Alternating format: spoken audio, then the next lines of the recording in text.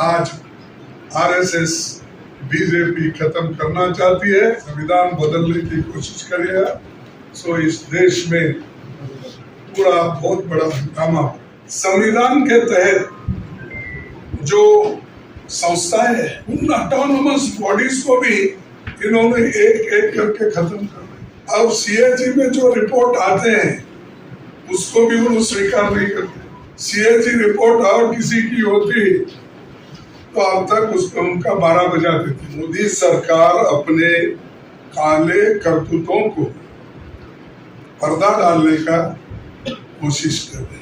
Supreme court बोल रहा है, लेकिन आप एसबीआई को नहीं बोल सकते क्योंकि सिलेक्शन आप भी तो कर रहे हैं। मैं चाहता हूं कि देश मिल के रहना है, मिल के रहेगा, एकता से रहेगा।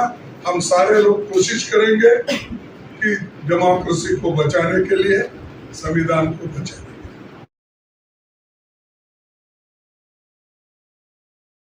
संविधान के तहत जो संस्थाएं हैं, ऑटोनोमस बॉडीज है, उन ऑटोनोमस बॉडीज को भी इन्होंने एक एक करके खत्म कर दिया, चाहे सीएजी हो। अब सीएजी में जो रिपोर्ट आते हैं उसको भी वो स्वीकार नहीं करते। हमने एक आंकड़ा निकाला है, सीएजी में स्टेट बीजेपी रूल्ड स्टेट में कितना घपला हो गया, सेंटर में कितना घपला हो गया, ये सब हमने आंकड़े जमाए हैं। तो सीएजी के रिपोर्ट में ही निकलता है कि 8,50,000 करोड़ आज घोटाला है इसमें, लेकिन वो कभी मानने को तैयार नहीं। सीएजी रिपोर्ट और किसी की होती तो अब तक उसको उनका 12 बजा देते। आपके पास क्या बोलते 12 बजा। तो ये ऐसे लोग इनसेंसिटिव थिकनेस है, क्या इसको बोलते हैं, स्किन को थिक स्किन है, मोटी चमड़ी, तो उनको कोई होता ही नहीं। और वो जो कहते हैं वही बात उसको पुनरावृत्ति 100 बार बोलते। तो ये एक तरफ, और दूसरी तरफ ये हम इलेक्शन कमीशन के सामने भी वीवीपैट का मुद्दा रखे हैं, लेकिन वो 100% जो वोट डालता है वो सब गिनेंगे, बस हमारा और दूसरा कुछ नहीं। जो लोग वोट करते हैं, जो वीवीपैट आती है, तो 100% गिनो। क्या तकलीफ है आपको? उसके ऊपर भी उनका कोई उत्तर नहीं है। फिर पीएम साहब खुद नहीं कहते, दूसरों से कहलाते। ये बड़ा अजब है। अरे तुम कैसा, हमारे पास कहावत है, याद तो मैं माफ करना, मैं ऐसी एग्जांपल देता हूँ। वो क्या करते हैं कि एक तरफ बच्चे को चिंता देते हैं, दूसरे तरफ फिर उसको थोप देते हैं कि अरे मत रो मत रो। ये नीति है उनकी। इधर बोलने का, अरे तुम बोलते जाओ, मैं समझाते जाता हूँ, यही कर रहे। इसके बाद और एक प्रश्न है, ये इलेक्ट्रल बॉन्ड। ये तो एसबीआई द्वारा 4.5 महीने मानने के बाद साफ हो गया कि मोदी सरकार अपने काले करतूतों को पर्दा डालने का कोशिश कर रही है। क्योंकि 4 महीने क्यों होना, आपके पास तो डाटा है, और डाटा का मास्टर आपने किया है, और हर जगह बोलते हैं ये डाटा आने के बाद सब इनका संख्या सभी मिल जाते हैं और ये बहुत जल्दी ही मालूम हो जाता हर चीज का। फिर निकालो ना भाई, 1-2 हज़ार लोग दिए होंगे बॉन्ड्स, उतने लोगों की लिस्ट नहीं मिलती आपको, तो क्यों छुपा रहे हैं? सुप्रीम कोर्ट बोल रहा है, लेकिन आप SBI को नहीं बोल सकते क्योंकि सिलेक्शन आप ही तो कर रहे हैं। सेंट्रल इलेक्शन कमेटी का सिलेक्शन आप ही का है, CBI सिलेक्शन आप ही का है। अगर हम वहां जाके अपोजिशन लीडर अगर सजेशन भी देते, एक सजेशन नहीं सुनते, फिर बहुत से बार हम डिसेंट नोट देना पड़ता है। क्यों? कि सच उनके सामने रखे, फैक्ट्स भी रखे तो बाजू निकाल देते हैं। ठीक है, आप कहते हैं रमेश जी क्या है आपके, ठीक है लिखो।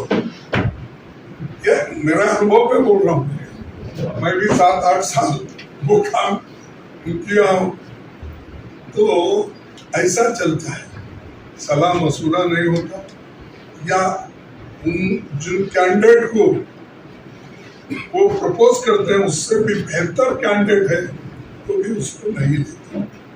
ये अब इलेक्ट्रल बॉन्ड का तो लिस्ट का पता चलेगा अगर जल्दी, तो बहुत ही ऑनेस्ट है, सिंसियर है, इनके पास इनसे भी मदद अगर नहीं लिए और तो अपने आप प्रिंट करके बॉन्ड्स बना लिए हैं तो बात हो गई कि, लेकिन आज वो SBI कह रहे हैं कि जुलाई तक हम आपको बताएंगे सब चीजें। क्यों इतना टाइम लगता है? सबका लिस्ट है आपके पास, ये जो को लाखों में है, करोड़ों में है, तो बात और है। ये सिर्फ गिने लोग दिए सो है, आप उसका लिस्ट इमीडिएटली कर सकते हो, तो वो भी वो नहीं करना चाहते क्योंकि इलेक्शन तक छुपाना चाहते हैं। फिर इलेक्शन के बाद क्या होगा वो देखेंगे, उनका ये है। और मीडिया रिपोर्ट से ये तो अब उजागर हो गया कि ED, CBI, IT ये रेड डलवाकर किन किन के पास बॉन्ड लिए उनके नाम खुल जाएंगे, तो वो नहीं चाहते इसको उनके नाम खुलवा। तो ये मौके और उन्होंने रिस्पॉन्सिबल है इसके लिए, वो खुद जवाबदेही है। और ये उनका अगर क्लियर मंशा है, साफ नियत अगर साफ है तो जरूर वो बदल सकते हैं। लेकिन ट्रांसपेरेंसी की बात करते हैं, करप्शन की बात करते हैं। अरे भाई पहले तुम तो खुल के आओ, तुम तो बता दो, वो नहीं बताएंगे। भाषण करते करते कितना भिन्न। अब तो क्या है, हिंदी छोड़ दी हो, तमिल, तेलुगु, कन्नड़ा, मराठी, गुजराती, आसामी, बंगाली, सब भाषा में भाषण। क्या लोग इतने बेवकूफ नहीं समझते? अरे आपने देख कर बोल रहे, किसी का आवाज पीछे है, लोगों को मालूम नहीं होता वो प्रोनाउंसिएशन कैसा है, किसका है। तो ये चीजें ऐसे, मैं मेरे 53 साल में बहुत से प्राइम मिनिस्टर के भाषण सुना, कोई पीछे बोल रहा है और इन्हों कन्नड़ा में इन्हों बोल रहे हैं, तमिल में बोल रहे हैं, तेलुगु में बोल रहे हैं, मलयाली में बोल रहे हैं, एक भी नहीं छोड़ रहे भाषा। आर्टिफिशियल इंटेलिजेंस, अरे भैया आर्टिफिशियल, कहीं उसकी कुंजी खो गई आर्टिफिशियल की तो पूरा बंद हो जाता। अगर बटन गलत दबाए खत्म होता, तो इसीलिए ये चीजें वो है। अंत में समाप्त करने से पहले आप मुझे और 2 मिनट लेना चाहिए, मैं आपका लूंगा। इसलिए लूंगा कि 25 नवंबर 1949 में 26 जनवरी जो कॉन्स्टिट्यूशन स्पीच बाबा साहब अम्बेडकर ने दी थी, उसका मैं कोट करता हूं कॉन्स्टिट्यूंट असेंबली का। फिर बाद में उन्होंने जो कहा, उन्होंने ये कहा कि 26 जनवरी 1950 को भारत एक स्वतंत्र राष्ट्र होगा। उसकी स्वतंत्रता का भविष्य क्या है? क्या वो अपनी स्वतंत्रता बनाए रखेगा या उसे फिर से खो देगा? ये बात नहीं है कि भारत कभी एक स्वतंत्र देश नहीं था। विचार बिंदु ये है कि जो स्वतंत्रता उसे उपलब्ध थी,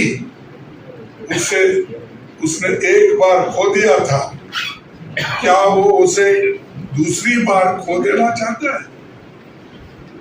ये तथ्य मुझे व्यतीत करता है कि न केवल भारत ने पहले एक बार स्वतंत्रता खोई है, बल्कि अपने ही कुछ लोगों के विश्वासघात के कारण ऐसा हुआ है। ये भी कॉन्स्टिट्यूशन बदलने का ये भी एक विश्वासघात है, लोगों को तोड़ने का, लोगों को अलग करने का। क्या इतिहास स्वयं को दोहराएगा? चिंता और भी गहरी हो जाती है कि जाति व धर्म के रूप में हमारे पुराने शत्रुओं के अतिरिक्त, धर्म के रूप में हमारे पुराने शत्रुओं के अतिरिक्त हमारे यहाँ विभिन्न और विरोधी विचारधाराओं वाले राजनीतिक दल होंगे, यानी संविधान के खिलाफ बोलने वाले भी होंगे।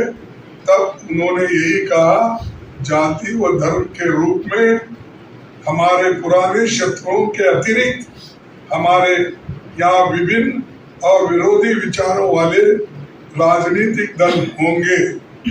क्या भारतीय देश को अपने मताग्रहों से ऊपर रखेंगे? भारतीय देश को अपने मताग्रहों से ऊपर रखेंगे या उन्हें देश के ऊपर समझेंगे? मैं नहीं जानता, परंतु ये सत्य है कि यदि पार्टियां अपने मताग्रहों को देश से ऊपर रखेंगे तो हमारी स्वतंत्रता संकट में पड़ जाएगी और संभवतः वो हमेशा के लिए खो जाए। हम सबको दृढ़ संकल्प के साथ इस संभावना से बचना है। हम सबको दृढ़ संकल्प के साथ इस संभावना से बचना है।